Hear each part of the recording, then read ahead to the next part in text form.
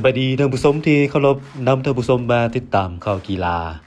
ทีมชาติอาร์เจนตินาหรืออาร์เจนตินแชมป์เก่าอันดับที่1ของโลกเปิดฉากบัตรโลก2026ถล่มทีมชาติแอลจีเรียหรืออัลเชรีอันดับ28ของโลก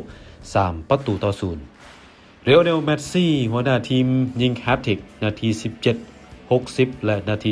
76พร้อมทั้งสร้างสถิติยิงประตูในบอลโลกรอบสุดท้ายหลายสุดเทียบเท่าสถิติของมิโลสลาฟโคเซอดีตศูนย์หน้าทีมชาติเยอรมันรวม16ประตู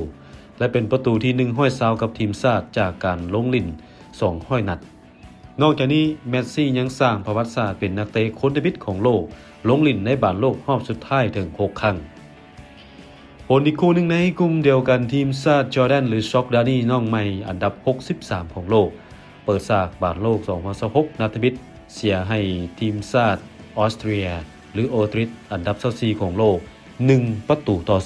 1-3กลุ่ม J ผ่านไปนัดมิตรทีมชาติอาร์เจนตินแชมป์เก่าและทีมชาติโอตริชมี3คะแนนเท่ากันช็อกดานีและอัลเชรียังบ่มีคะแนน